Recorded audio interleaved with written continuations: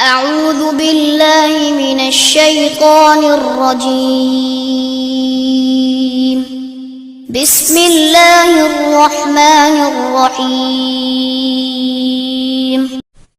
إن الحمد لله نحمده ونستعينه ونستغفره ونعوذ بالله من شرور أنفسنا ومن سيئات أعمالنا من يهده الله فلا مضل له ومن يضلل فلا هادي له وأشهد أن لا إله إلا الله وحده لا شريك له وأشهد أن محمدا عبده ورسوله يا أيها الذين آمنوا اتقوا الله حق تقاته ولا تموتن إلا وأنتم مسلمون يا أيها الناس اتقوا ربكم الذي خلقكم من نفس واحدة وخلق منها زوجها وبث منهما رجالا كثيرا ونساء واتقوا الله الذي تساءلون به والأرحام إن الله كان عليكم رقيبا يا أيها الذين آمنوا اتقوا الله وقولوا قولا سديدا يصلح لكم أعمالكم ويغفر لكم ذنوبكم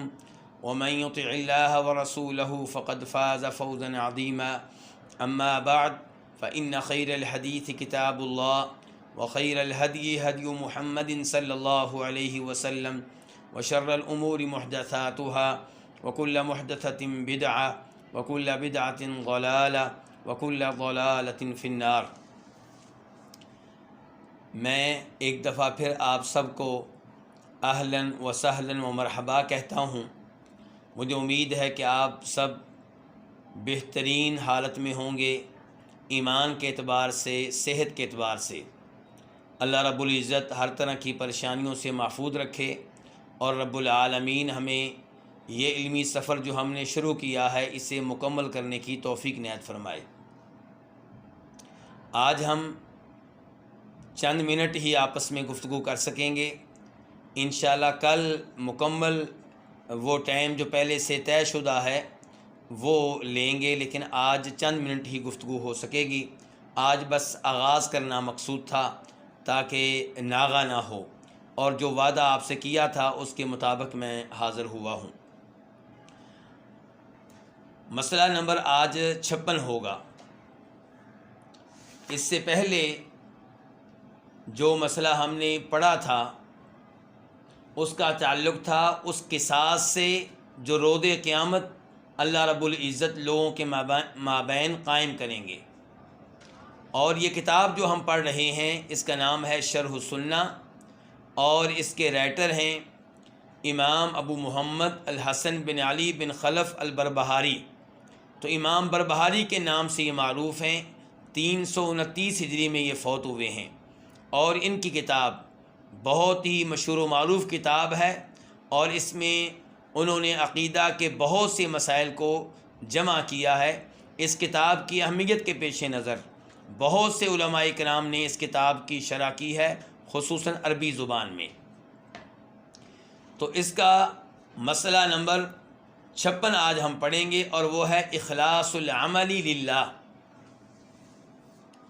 کہ اہل سنت والجماعت کے عقائد میں سے ایک بنیادی عقیدہ یہ ہے کہ ہر عمل اللہ رب العزت کے لیے کیا جائے۔ وَإِخْلَاصُ الْعَمَلِ لِلَّهِ، اللہ رب العزت کے لیے عمل کو خالص کر دیا جائے، یعنی کہ اس میں ریاکاری نہ ہو، اس میں شرک نہ ہو، جو بھی عبادت کریں وہ خالص اللہ رب العزت کے لیے ہو، اس کا مقصد کسی سے داد لینا نہ ہو، اس کا مقصد کسی سے شاباش لینا نہ ہو، اس کا مقصد کسی سے انعام لینا نہ ہو، بلکہ جو بھی عبادت کریں وہ اللہ رب العزت کی رضا کے لیے کریں، اللہ رب العزت کی خوشنودی کو حاصل کرنے کے لیے کریں، اور پھر جو بھی عبادت آپ کرتے ہیں اس عبادت میں کسی اور کو شریک نہ کریں۔ تو یہ ہے وَإِخْلَاصُ الْعَمَلِ لِلَّهِ، کہ ہر نیک عمل کو اللہ تعالیٰ کے لیے خالص کر دینا۔ سوال یہ پیدا ہوتا ہے کہ امام بربہاری نے یہ مسئلہ کہاں سے لیا؟ قرآن و حدیث میں کہاں کہاں ہمیں اس مسئلہ کے معاملے میں رہنمائی ملتی ہے؟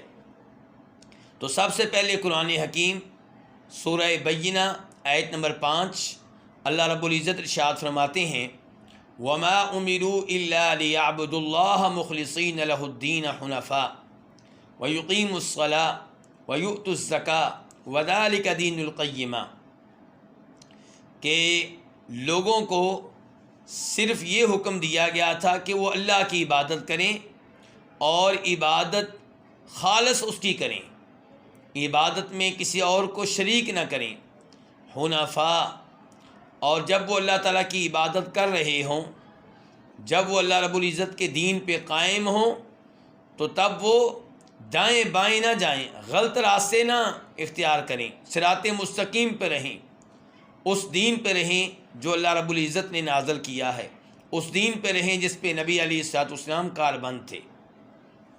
تو اس آیت میں اللہ نے کیا کہا؟ مخلصین لہ الدین، کہ اللہ کی عبادت کرنی ہے اخلاص کے ساتھ، اس میں ریاکاری کی آمیزش نہ ہو، اس میں شرک کی ملاوٹ نہ ہو۔ اور نبی کریم صلی اللہ علیہ وسلم ارشاد فرماتے ہیں اس حدیث میں جسے بہت سے ائمہ حدیث نے روایت کیا ہے، ان میں سے ایک امام ابن ماجہ ہیں۔ امام ابن ماجہ اس حدیث کو اپنی سنن میں روایت کرتے ہیں اور اس کا نمبر ہے 230، اور اس کے حدیث کے راوی ہیں جناب زید بن ثابت رضی اللہ تعالی عنہ، اور اس حدیث کو شیخ البانی رحمہ اللہ نے صحیح قرار دیا ہے۔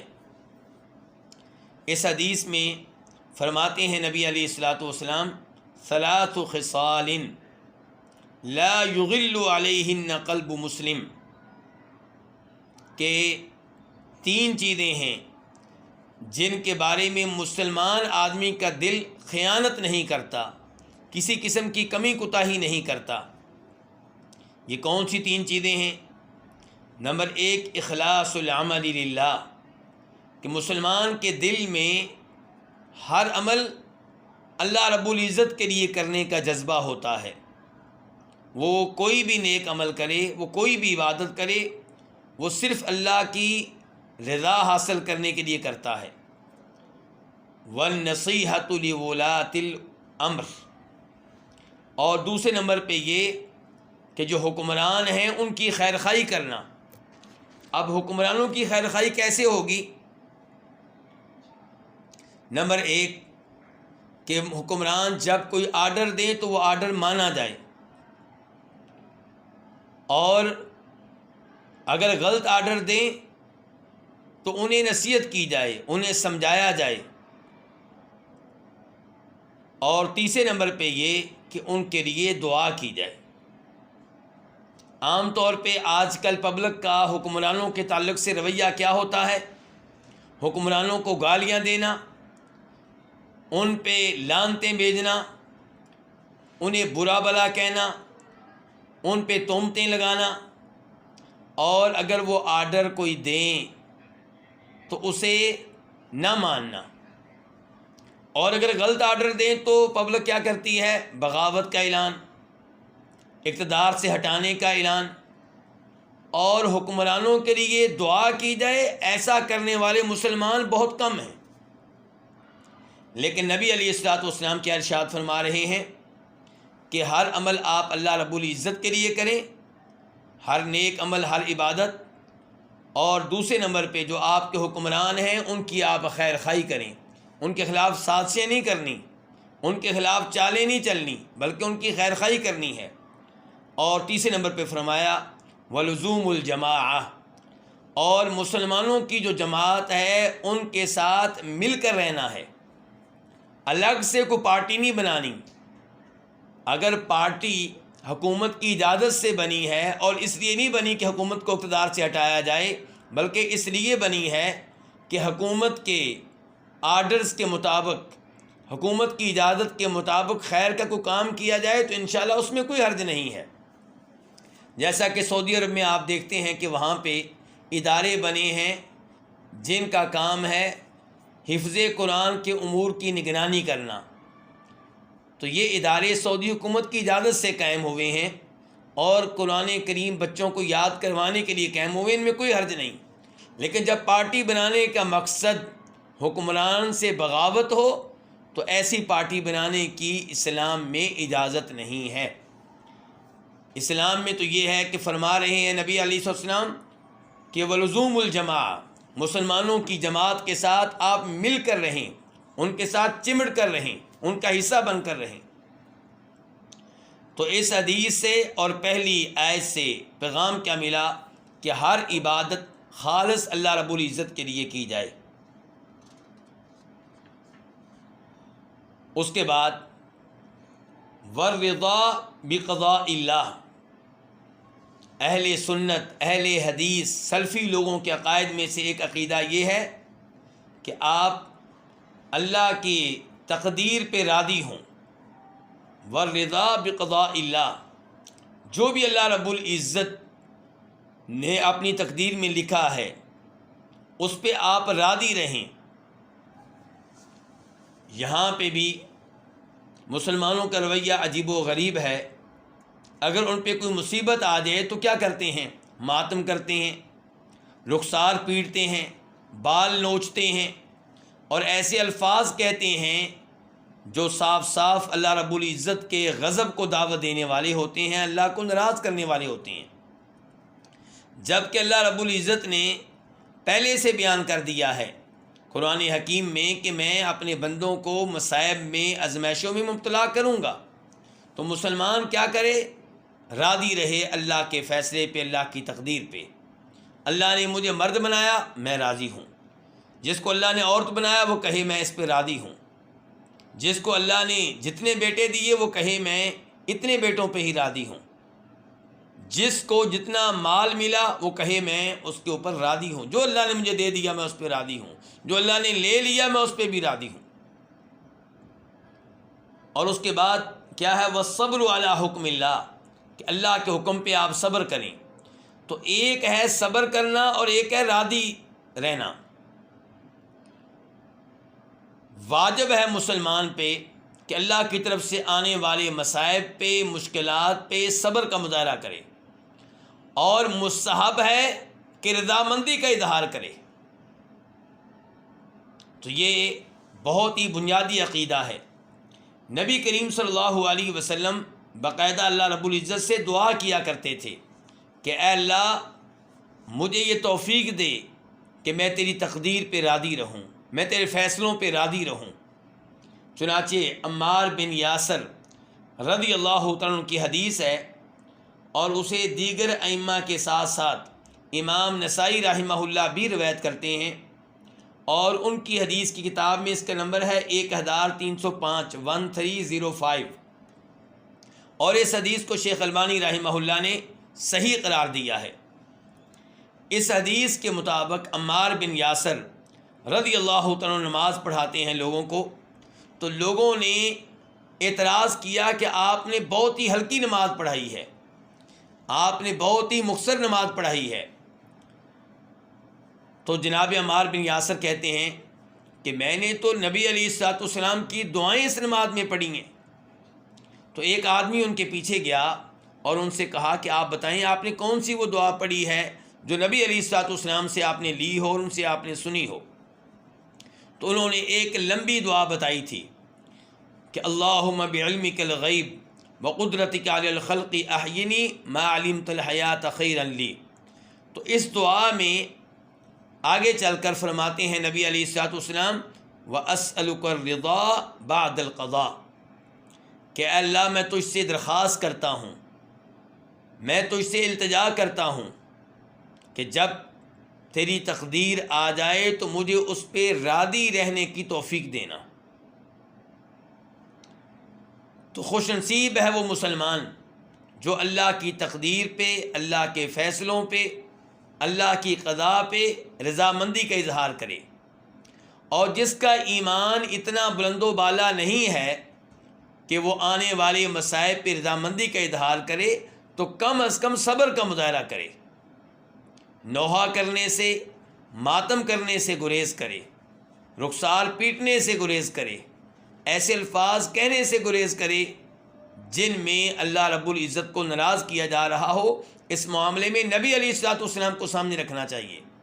آپ کے 4 بیٹے تھے، چاروں کے چاروں اللہ نے واپس لے لیے، اور جب اللہ رب العزت نے آخری بیٹا واپس لیا، اس بیٹے کا نام تھا ابراہیم، وہ آپ علیہ الصلوۃ والسلام کے سامنے ہے، آپ کے ہاتھوں پہ ہے، اور آپ اس موقع پہ کیا کہہ رہے ہیں؟ آپ کہہ رہے ہیں کہ اے ابراہیم، تیری جدائی کا مجھے بہت غم ہے،